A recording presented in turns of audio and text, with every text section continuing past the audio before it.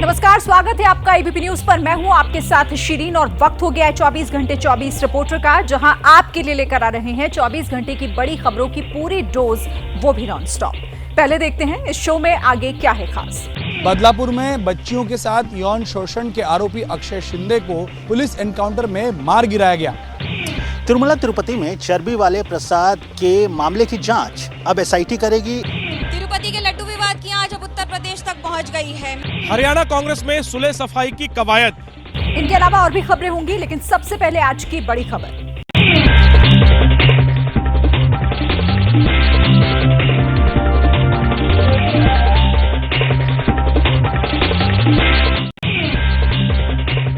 तिरुपति के लड्डू विवाद की आंच अब उत्तर प्रदेश तक पहुंच गई है। मैनपुरी से समाजवादी पार्टी की सांसद डिंपल यादव ने मथुरा के पेड़े पर सवाल उठाए और क्वालिटी की जांच की मांग की, तो वहीं दूसरी ओर बीजेपी के सांसद बृजभूषण शरण सिंह ने भी काशी विश्वनाथ के प्रसाद की जांच की मांग। बहुत ही गलत बात है, फूड अडल्ट्रेशन की बात है और कहीं ना कहीं ये फूड अडल्ट्रेशन की जो ये मुद्दा है, हमने सुना है कि ये मथुरा में भी सुनने को मिला है कि वहाँ पे भी जो खोया दिया जा रहा है वो सही तरह का नहीं दिया जा रहा है। डिंपल यादव ने मथुरा वृंदावन के प्रसाद के रूप में मिलने वाले खोवे की क्वालिटी पर सवाल उठाए, तो खुद बीजेपी के नेता बृजभूषण शरण सिंह 2 कदम आगे निकल गए। एबीपी न्यूज से बातचीत में बोले, मथुरा के साथ साथ काशी विश्वनाथ के प्रसाद की भी जांच हो। जांच करना चाहिए, जांच करवाना चाहिए। आज पूजा घी बिक रहा है, पूजा घी यूपी में पूजा घी बिक रहा है, तिल का तेल बिक रहा है, जरा एक बार जांच कराओ ना। इस बीच स्वामी प्रसाद मौर्य ने विवादित बयान दे दिया, कहा सनातन के ठेकेदार ही मिलावट कर रहे हैं। सारे सनातन और हिंदू धर्म के ठेकेदार ही तिरुपति बालाजी मंदिर में प्रसाद में जरों की चर्बी मिला रहे हैं, कोई और नहीं मिला रहा है। तो तिरुपति के लड्डू विवाद की आंच अब दक्षिण भारत से उत्तर भारत तक पहुंच चुकी है, लेकिन सवाल ये उठता है कि क्या आंध्र प्रदेश सरकार की तरह उत्तर प्रदेश सरकार भी इस पर कार्रवाई करेगी। तिरुमला तिरुपति में चर्बी वाले प्रसाद के मामले की जांच अब एसआईटी करेगी। इस बीच सोमवार को मंदिर परिसर में शुद्धिकरण और हवन अनुष्ठान आयोजित किया गया। प्रसाद में इस्तेमाल होने वाले घी में जानवरों की चर्बी और फिश ऑयल की पुष्टि होने के बाद यह प्रायश्चित कार्यक्रम है। तिरुपति बालाजी मंदिर का शुद्धिकरण किया गया। ये शांति होम के दौरान की तस्वीरें हैं। सुबह 6 बजे से लेकर 10 बजे तक मंदिर में महाशांति यज्ञ का आयोजन किया गया। पुजारियों ने स्वर्ण बरामदे के पास यज्ञशाला में 3 यज्ञ कुंडों में महाशांति यज्ञ का अनुष्ठान किया। इस बीच आंध्र प्रदेश के सीएम चंद्रबाबू नायडू ने लड्डू के घी में मिलावट के मामले में एसआईटी बनाने का ऐलान किया है। आईजी स्तर का अधिकारी इस एसआईटी का नेतृत्व करेगा। प्रसाद के घी में जानवरों की चर्बी होने का मामला सुप्रीम कोर्ट भी पहुंच गया है। सुब्रमण्यम स्वामी ने कोर्ट की निगरानी में एसआईटी जांच की मांग की है। तिरुपति बोर्ड के पूर्व चेयरमैन वाईबी सुब्बा रेड्डी ने भी सुप्रीम कोर्ट की रिटायर्ड जज के नेतृत्व में जांच कमेटी बनाने की अपील की है। धर्मगुरु, संत और शंकराचार्य तक इस पूरे मामले को साजिश करार दे रहे हैं। सनातन बोर्ड होगा तो सभी मंदिरों पर नियंत्रण करेगा। इस अपमान का भी हम बदला लेंगे समय आने पर। कोई षड्यंत्र आपको लगता है इतने व्यापक तरीके से ये किया जा रहा था? षड्यंत्र, बहुत बड़ा षड्यंत्र। ये अपराध कैसे हुआ है और कितने दिन तक होता रहा, वहाँ के जो संचालक हैं उन लोगों ने क्यों ध्यान नहीं दिया, इन सब बातों पर बहुत विचार करने की आवश्यकता है। तिरुमला तिरुपति में प्रसाद विवाद के बाद राज्य सरकार ने एक और कमेटी बनाई है जो यह देखेगी कि राज्य के सभी मंदिरों में शास्त्र और विधि विधान के अनुसार कार्यकलाप हो रहे हैं या नहीं। जम्मू कश्मीर से राहुल गांधी का पीएम नरेंद्र मोदी पर निशाना, कहा अब नहीं दिखता पीएम का 56 इंच का सीना। जम्मू कश्मीर में दूसरे चरण के लिए प्रचार करने पहुंचे राहुल गांधी ने पीएम मोदी और बीजेपी पर सीधा अटैक किया। राहुल ने कहा कि इंडिया गठबंधन ने पीएम मोदी की साइकोलॉजी को बदल दिया है।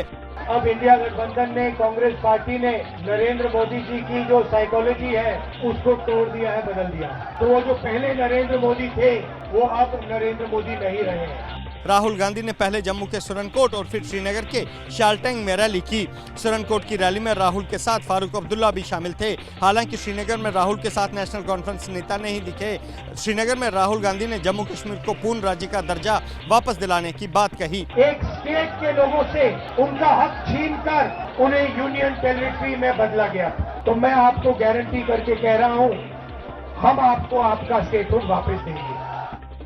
जम्मू कश्मीर में 25 सितंबर को विधानसभा के दूसरे चरण का मतदान है। दूसरे चरण में सूबे की 26 विधानसभा सीटों पर वोट डाले जाएंगे। केजरीवाल की खाली कुर्सी साथ में रखकर आतिशी ने संभाला दिल्ली के सीएम का पदभार। बीजेपी ने उठाए गंभीर सवाल। भरत जी ने 14 साल तक भगवान श्री राम की खड़ाऊ रखकर अयोध्या का शासन संभाला। उसी तरह से आने वाले 4 महीने के लिए मैं दिल्ली सरकार चलाऊंगी।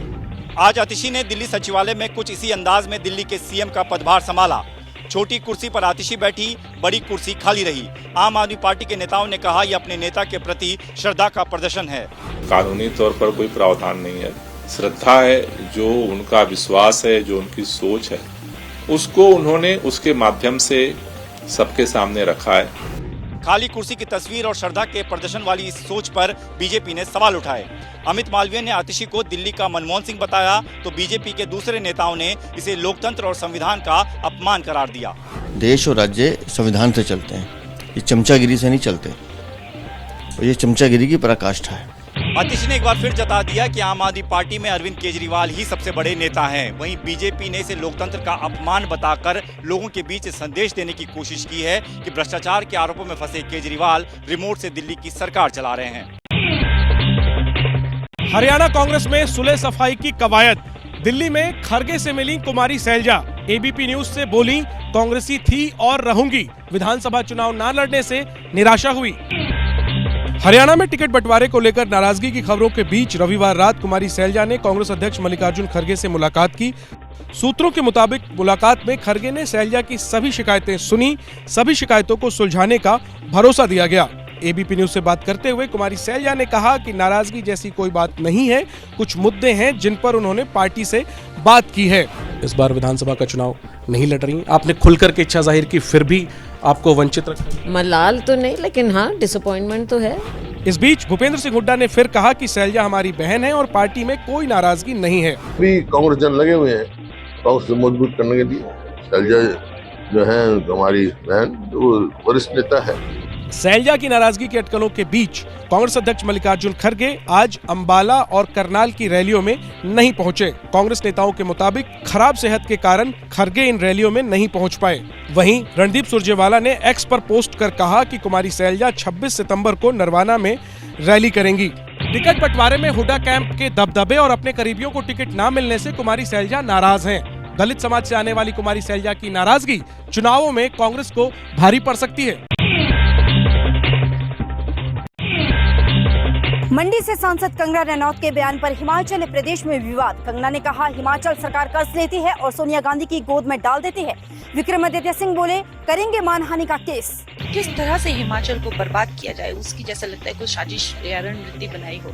यहाँ पे ये अपना जो है लोन लेते हैं और जाके सोनिया जी की गोद में ये डाल देते हैं और उस तरह से उनकी झोली भर रहे हैं।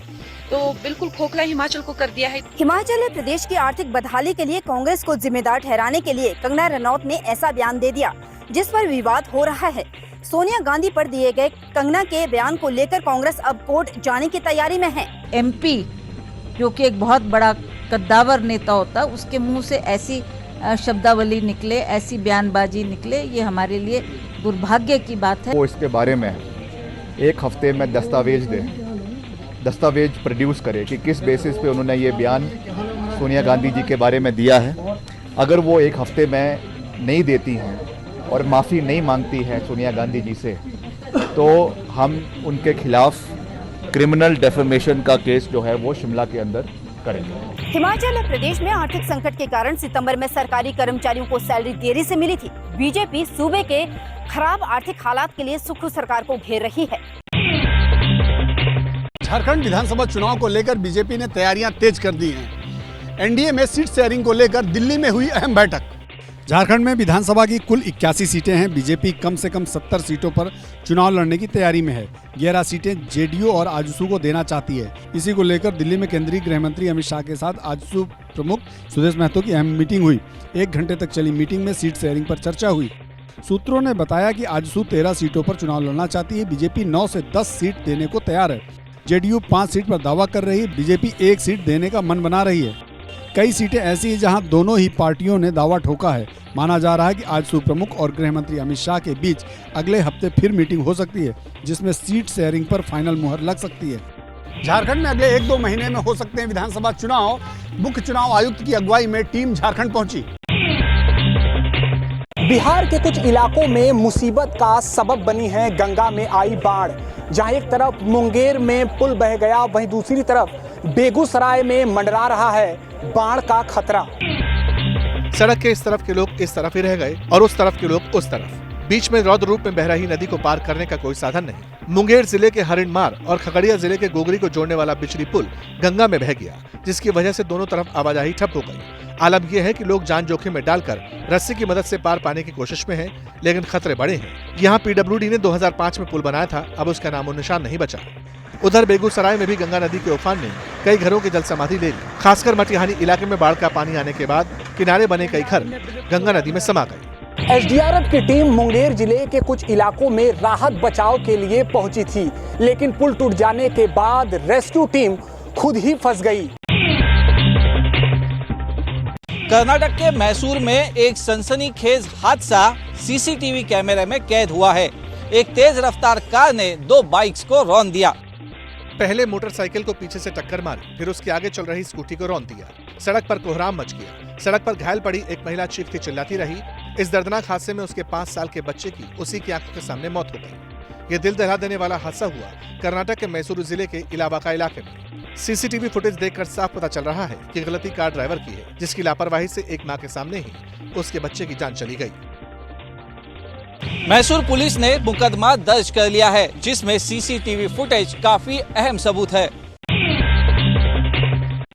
क्या इजराइल और लेबनान के बीच में तीसरी जंग शुरू हो गई है? 2006 के बाद इजराइल ने लेबनान की जमीन पर सबसे बड़ा हमला किया है।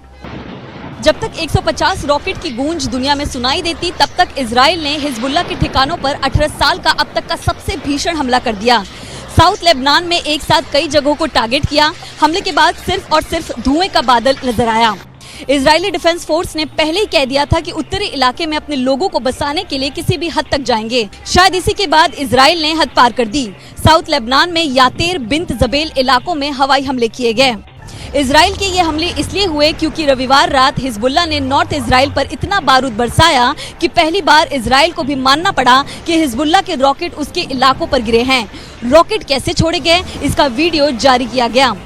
इसके बाद नॉर्थ इजराइल के जजेरेल घाटी में 140 से ज्यादा रॉकेट और ड्रोन के 4 राउंड दागे गए। हाइफा रमत डेविड हवाई अड्डे, नाजरेत, हफूला, निचली गलील और यजिल्ला घाटी के आसपास अलर्ट जारी हुए। नाजरेत वो शहर है जहां ईसा मसीह का जन्म हुआ था। हिजबुल्लाह ने हमले करके अपने कमांडर की हत्या का बदला लिया। इजरायली अधिकारियों के मुताबिक अगर हिजबुल्लाह काउंटर अटैक करेगा तो जंग रोकना नामुमकिन हो जाएगा। इसी बीच ईरान ने कहा कि हमें जंग में कूदने के लिए विवश कर रहा है इजराइल। वार पलटवार के बीच इजराइल और हिजबुल्लाह ने बड़ी जंग की तैयारी कर ली है। इजराइल ने अपने लोगों को अंडरग्राउंड अस्पतालों में भेजना शुरू किया। हालांकि हिजबुल्लाह के ठिकानों पर हमले से ठीक पहले इजराइल की तरफ से कुछ एनिमेशन ग्राफिक्स दिखाए गए। इजरायली सेना ने बाकायदा इसे लेकर मीडिया में वीडियो शेयर किए। सेना के प्रवक्ता ने कहा कि हिजबुल्लाह के लड़ाके लोगों के घरों के अंदर से मिसाइल अटैक कर रहे हैं और उन्होंने सिविलियंस की आड़ में अपनी मिसाइल और रॉकेट्स छिपाए हुए हैं। इसीलिए लोगों से कहा था कि जल्द से जल्द इलाका खाली कर दें। इसके बाद DR-3 क्रूज मिसाइल का वीडियो जारी किया। इजराइल ने दावा किया कि घर को ही लॉन्च पैड बनाया हुआ था। ये मिसाइल उत्तरी इजराइल की तरफ दागी जानी थी। इसके साथ मिसाइल के हैंडलर भी मौजूद थे, लेकिन जब तक मिसाइल दागी जाती उससे पहले ही हवाई अटैक में इसे बर्बाद कर दिया गया। इजराइल की तरफ से कहा गया कि हिजबुल्लाह के 300 से ज्यादा टारगेट्स पर हमले किए। हिजबुल्लाह ने भी जवाब दिया, हम इजराइल को वहां खत्म करेंगे जहां उसने सोचा नहीं होगा। अमेरिका भी इजराइल के नरसंहार में शामिल है। इजराइल को ये वीडियो इसलिए जारी करने पड़े क्योंकि हिजबुल्लाह ने भी अपनी मिसाइल पावर को लेकर एक नई तस्वीर जारी की थी और इसके बाद सोमवार को रॉकेट हमले की नई किस्त रिलीज कर दी। बताया गया कि दर्जनों रॉकेट नॉर्थ इजराइल की तरफ टारगेट किए गए। इधर हिजबुल्लाह पर पिछले हफ्ते हुए पेजर अटैक के बाद ईरान ने सबक लिया है। ईरान के रिवोल्यूशनरी गार्ड्स ने सैनिकों के कम्युनिकेशन डिवाइस पर बैन लगा दिया। इजराइल के भीषण हमले ने लेबनान में पैनिक सिचुएशन पैदा कर दी। आनन फानन में लोग अपने घरों से बेरूत की तरफ भागते नजर आए। क्या इसराइल ने लेबनान में एक और गाजा बना दिया? क्या गाजा की तरह लोग लेबनान में भी बेघर हो जाएंगे? क्या दिन रात इसी तरह बारूद बरसता रहेगा? शवों की संख्या हजारों में हो जाएगी। सवाल इसलिए है क्योंकि जैसे ही इजराइल के फाइटर जेट्स ने बम दागे, सिदोन में back to back aerial strike को अंजाम दिया, साउथ लेबनान में लोगों ने अपना घर बार छोड़ना शुरू कर दिया। हजारों लोग देखते ही देखते सड़कों पर आ गए। बेरूत की तरफ जाने वाली सड़क और हाईवे पर लंबा जाम लग गया। जिसे जो मिला वो वही लेकर चल दिया। बच्चों को कार में बिठाया, डिग्गी में सामान रखा और बारूद से बचने के लिए निकल पड़े। यही हाल गाजा में भी हुआ था। इजरायली डिफेंस फोर्स ने जिन घरों पर हमला किया वहाँ हिजबुल्लाह के हथियार छिपे थे, इसलिए लोगों को घर छोड़ने को कहा था। इन बातों को लेकर लेबनान अथॉरिटी ने कंफर्म किया। कहा इजराइल की तरफ से कम 80,000 कॉल्स ट्रेस हुए, जिनमें वो लोगों से घर छोड़ने का दबाव बना रहे थे। इजराइल ने कहा हमारा सब्र जवाब देने लगा है। लेबनान ने इसे इजराइल का साइकोलॉजिकल वॉरफेयर करार दिया। लेबनान के केयरटेकर प्राइम मिनिस्टर ने तो यहाँ तक कह दिया कि इजराइल का ये हमला नरसंहार है। क्या गाजा वॉर में हमास को एक और बड़ा झटका लगा है? कुछ रिपोर्ट्स में दावा किया गया है कि इजराइल के लेटेस्ट अटैक में हमास का नया चीफ याह्या सिनवार भी मारा गया। गाजा में बारूदी विस्फोट के बीच टाइम्स ऑफ इजराइल और न्यूयॉर्क पोस्ट की यह हेडलाइन नेतन्याहू समेत ईरान के बाकी मुल्कों को सरप्राइज दे गई। इजरायली मीडिया ने दावा किया कि हमास का नया चीफ याह्या सिनवार काफी वक्त से किसी के संपर्क में नहीं है, आउट ऑफ टच है। इसलिए इजराइल डिफेंस एजेंसियां अब इस बात के सबूत तलाश रही हैं कि याह्या सिनवार जिंदा है भी या नहीं। याह्या सिनवार को लेकर कान पब्लिक ब्रॉडकास्टर, हारेज, मारीव और वाला न्यूज साइट्स ने कई रिपोर्ट जारी की। दावा किया गया कि इजरायली डिफेंस फोर्स के साथ मिलिट्री इंटेलिजेंस डायरेक्टरेट इस बात को लेकर कॉन्फिडेंट है कि गाजा अटैक में सिनवार मारा गया। लेकिन इजराइल की internal intelligence agency Shin Bet ने दावा किया कि याह्या सिनवार की मौत के पुख्ता सबूत नहीं मिले हैं। कुछ रिपोर्ट्स में यह भी दावा किया गया कि याह्या सिनवार गाजा की सुरंगों में अपना ठिकाना लगातार बदल रहा है और उसी के कहने पर हमास ने इजराइल से सीज फायर का नया समझौता रद्द किया। इजराइल पर पिछले साल हुए आतंकी हमले का मास्टरमाइंड याह्या सिनवार को ही माना जाता है। यूक्रेन से भीषण युद्ध के बीच रूस को बड़ा झटका लगा है। रूस की सबसे खतरनाक न्यूक्लियर मिसाइल की टेस्टिंग फेल हो गई है।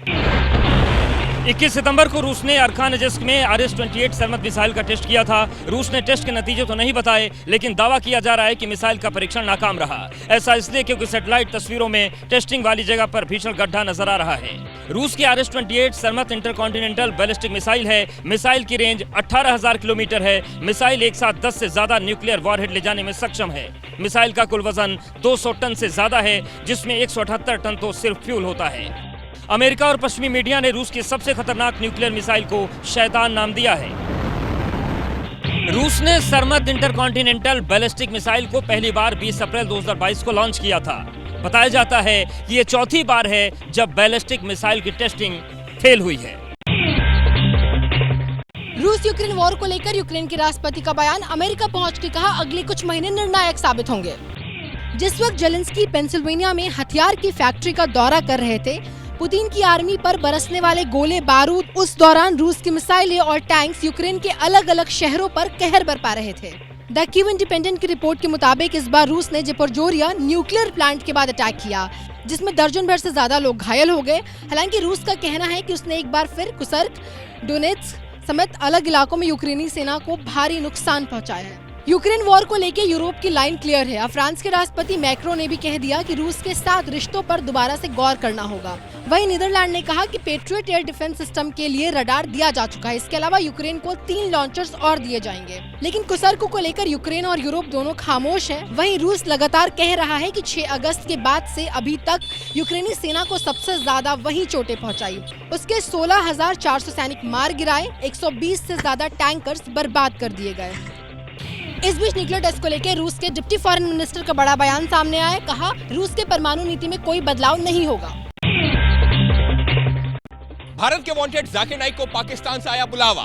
सवाल ये कि क्या जाकिर नाइक के बहाने पाकिस्तान भारत के मुसलमानों को भड़काने की साजिश रच रहा है। जाकिर नाइक ने अपने सोशल मीडिया हैंडल एक्स पर पोस्ट शेयर की है, जिसमें बताया है कि वो और उसका बेटा फारिक नाइक पाकिस्तान जाएंगे।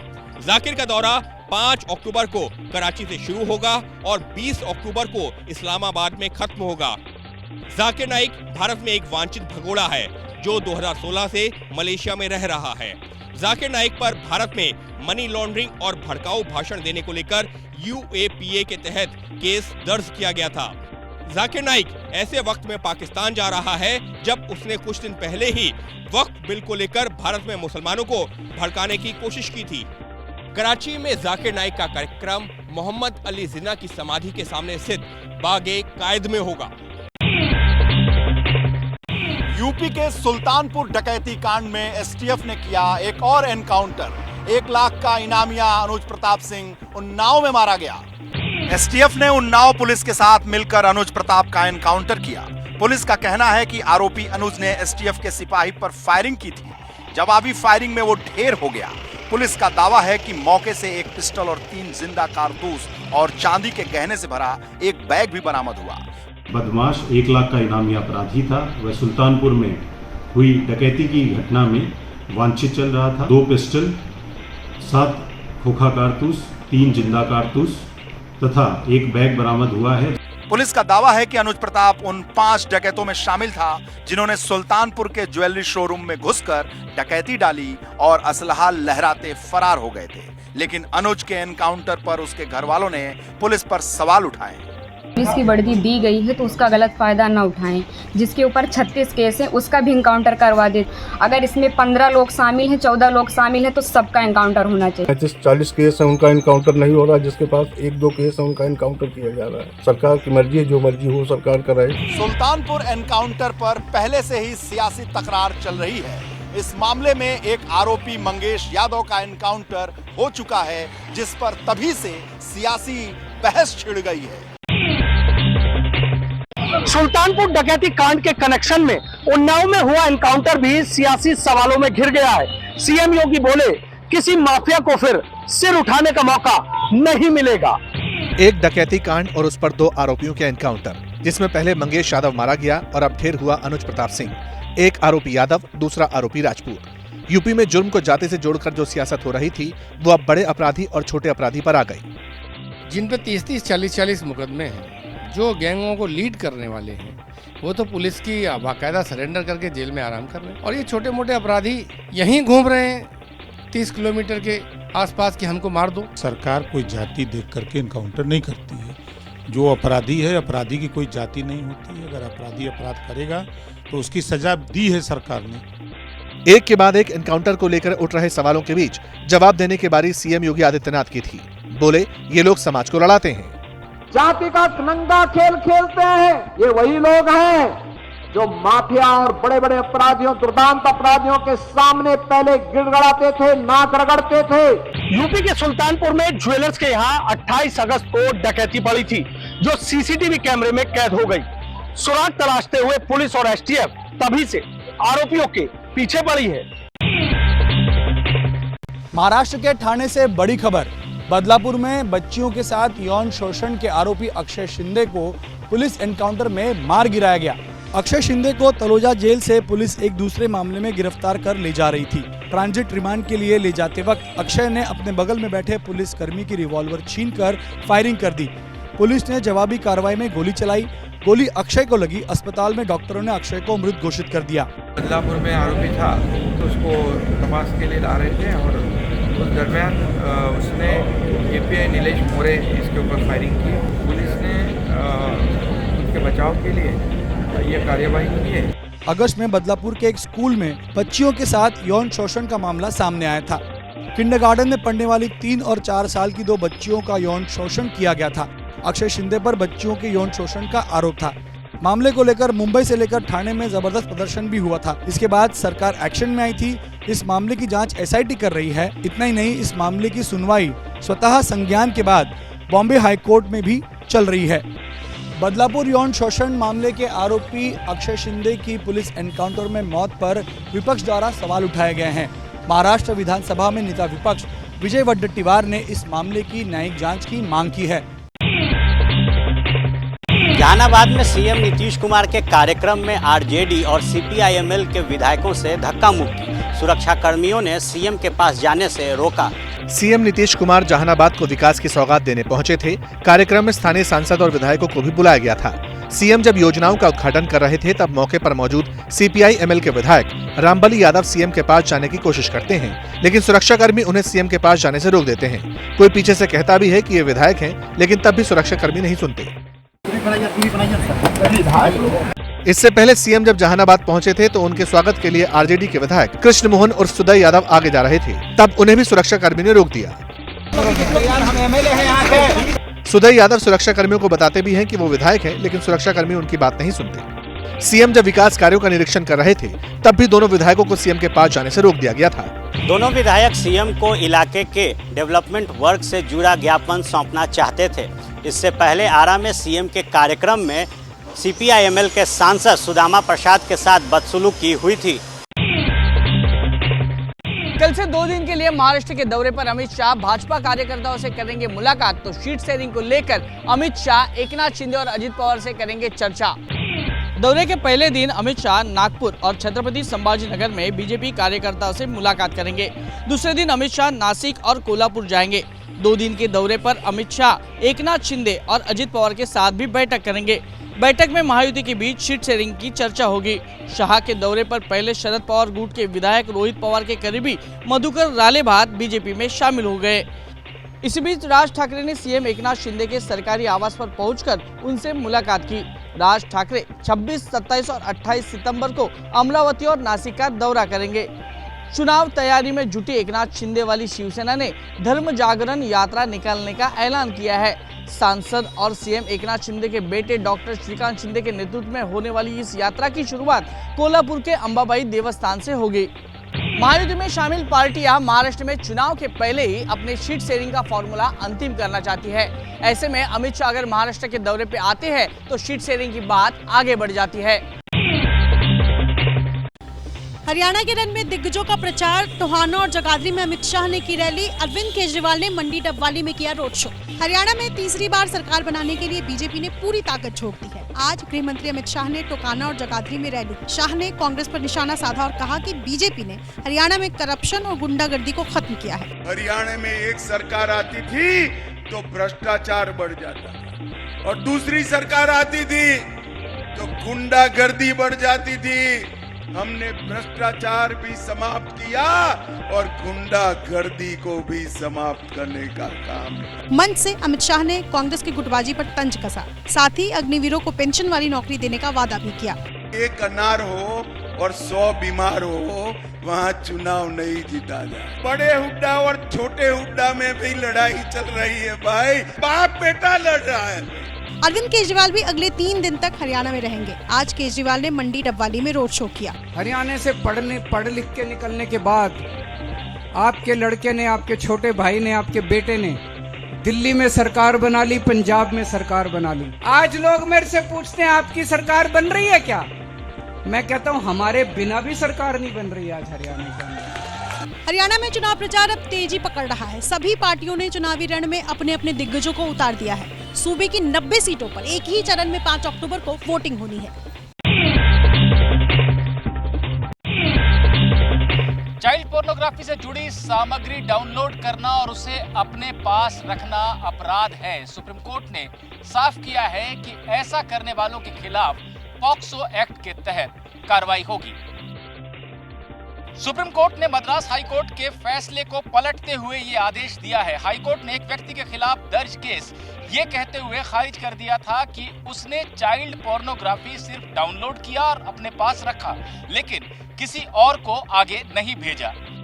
सुप्रीम कोर्ट ने कहा है चाइल्ड पोर्नोग्राफी से जुड़ी सामग्री डाउनलोड करना, ऐसी सामग्री को अपने पास रखना, चाइल्ड पोर्नोग्राफी को नहीं मिटाना, इसके बारे में पुलिस को सूचना नहीं देना, ये सब कानूनन जुर्म है।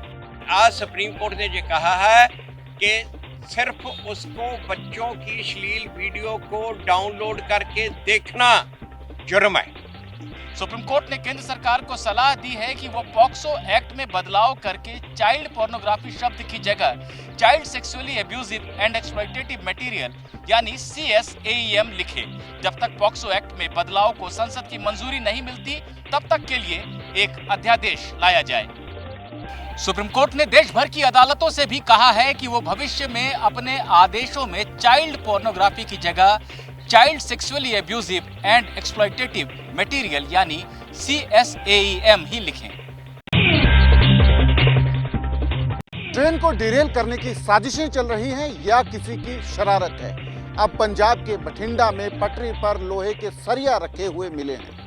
ये वो सरिया हैं जिन्हें बठिंडा दिल्ली रेलवे ट्रैक पर रखा गया था। 10 से ज्यादा की संख्या में ये लोहे के सरिया बठिंडा के बंगी नगर में रेलवे ट्रैक पर बिछाए गए थे। इस ट्रैक पर आ रही एक मालगाड़ी के ड्राइवर की नजर इन पर पड़ी। उसने इमरजेंसी ब्रेक लगाकर ट्रेन रोक दी। इस तरह ड्राइवर की सतर्कता से एक बड़ा हादसा टल गया। इस चक्कर में बठिंडा आ रही मालगाड़ी को दिल्ली रेलवे ट्रैक पर करीब 45 मिनट तक रोका गया। ऐसी संभावना जताई जा रही है कि ये शरारती तत्वों की हरकत हो सकती है, क्योंकि नजदीक ही रेलवे के ओवर ब्रिज का निर्माण कार्य चल रहा है। हो सकता है कि सरिया वहीं से चोरी करके लाई गई हो। घटना की सूचना मिलते ही आरपीएफ मौके पर पहुंची और उसने छानबीन शुरू की।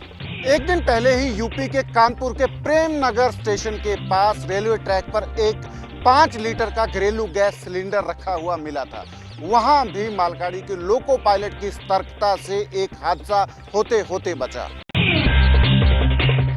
यूपी के प्रतापगढ़ में अफसरशाही की धौंस जमाने का हैरान करने वाला मामला सामने आया है। यहां एआरटीओ ने बच्चों समेत स्कूल बस को जब्त कर लिया। ये स्कूल बस कैंपस में नहीं बल्कि आरटीओ साहब के दफ्तर में खड़ी थी। हुआ यूं, आरटीओ दिलीप गुप्ता ने प्रतापगढ़ में स्कूल बसों की चेकिंग का फैसला किया। सुबह सुबह दल बल के साथ सड़क पर पहुंच गए। कई बसों की चेकिंग की। एक स्कूल की बस को मानकों पर खरा न उतरने की वजह से जब्त कर लिया गया। बस को बच्चों और टीचर्स के साथ अपने दफ्तर ले आए। बच्चों के परिवार वालों को खबर लगी तो आरटीओ दफ्तर पहुंचे। 2 घंटे हंगामे के बाद बस को छोड़ा गया। बताया जा रहा है कि तब तक बच्चे उमस भरी गर्मी में पसीना बहाते रहे और आरटीओ साहब सरकारी स्कॉर्पियो में एसी की हवा खाते रहे। स्कूल बसों को लेकर कई तरह के सख्त नियम हैं, लेकिन सवाल ये है कि अगर बस मानकों पर खरी नहीं उतरी थी तो भी बच्चों को उतार कर कार्रवाई की जा सकती थी। महाराष्ट्र के अमरावती में हुआ भीषण हादसा। करीब 30 फीट गहरी खाई में गिरी यात्री बस। बस खाई में पलटी हुई है। बस की खिड़कियों से यात्रियों को बाहर निकालने की जद्दोजहद चल रही है।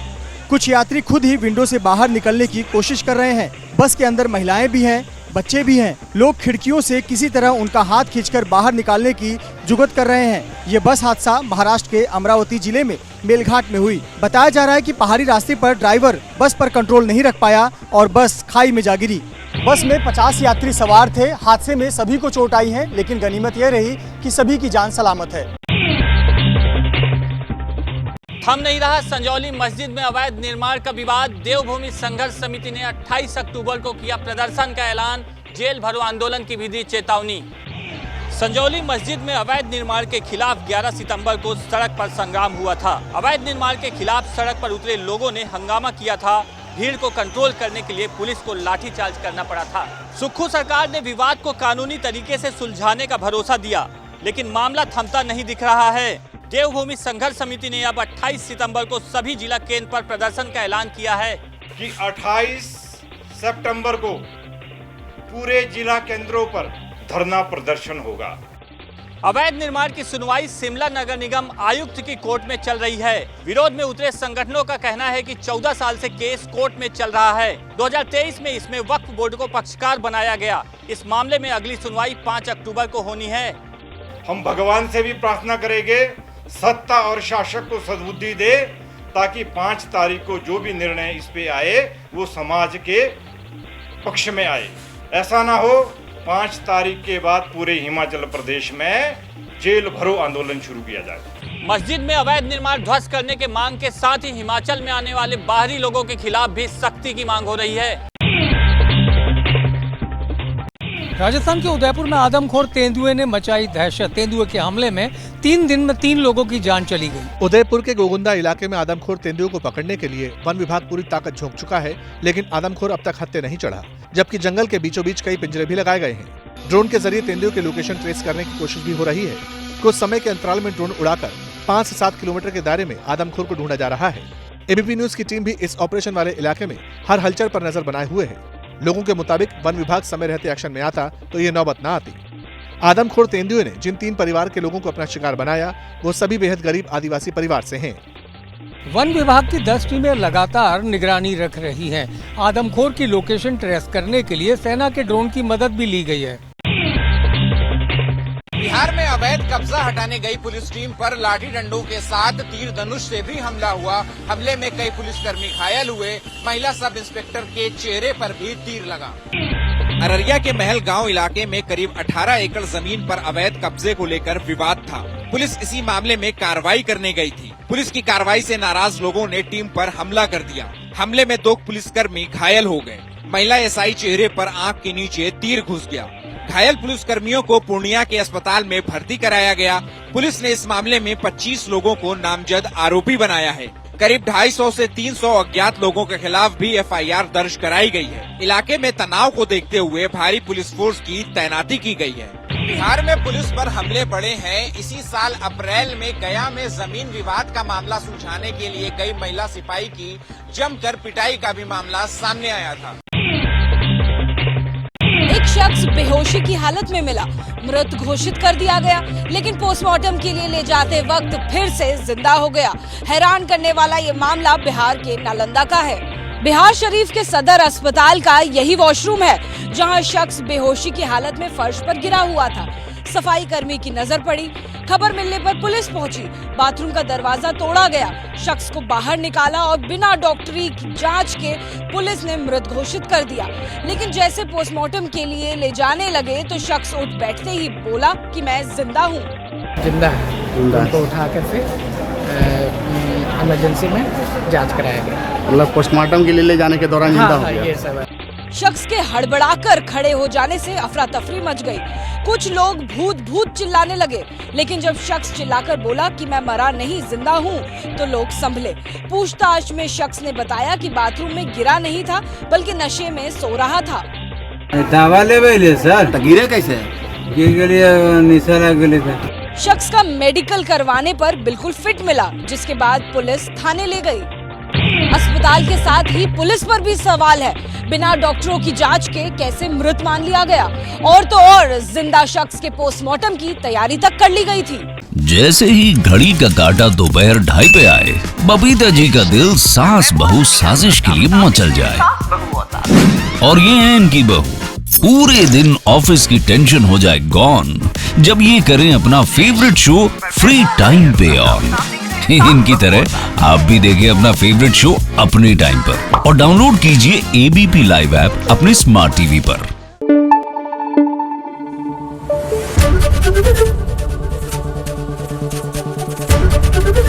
एबीपी न्यूज आपको रखे आगे।